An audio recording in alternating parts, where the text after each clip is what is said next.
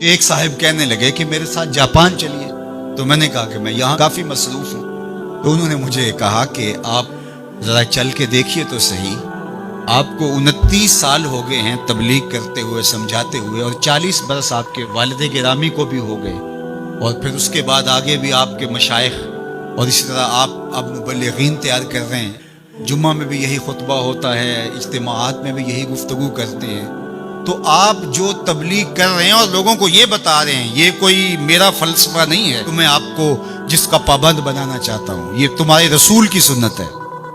جس پیارے سے تم ٹوٹ کے محبت کرتے ہو، یہ اس کا طریقہ ہے کہ جھوٹ نہیں بولنا۔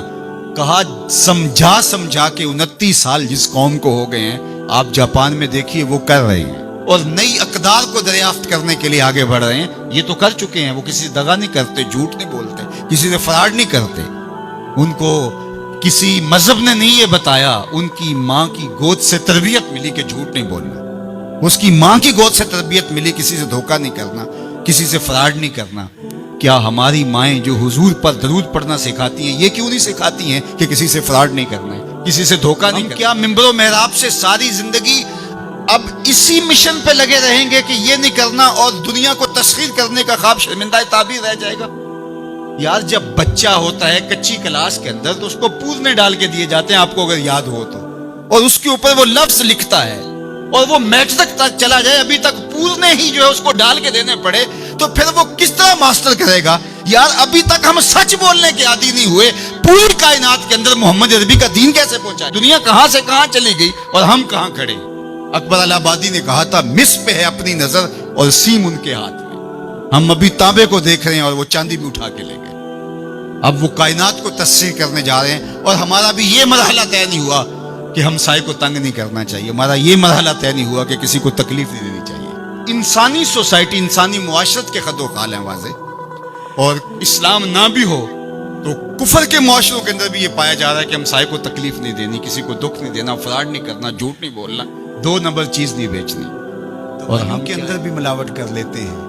اور مسلمان ہم ہیں، جیسے ہم عاشق رسول ایسے زمانے میں کوئی نہیں، اور جو جان بچانے والی دوائیاں ہیں ان کے اندر بھی ہم ملاوٹ کرتے ہیں۔ ہمیں شرم آنی چاہیے، ہم کھڑے کہاں ہیں؟ دل مسلمان ہے تیرا نہ میرا، تو بھی نمازی میں بھی نمازی، پڑھے جائیں نمازیں، یہ ٹکرے ہیں اور کچھ نہیں ہے۔ ہمارا دین ہم کو ایک ایسی پاکیزہ زندگی گزارنے کی تلقین کرتا ہے۔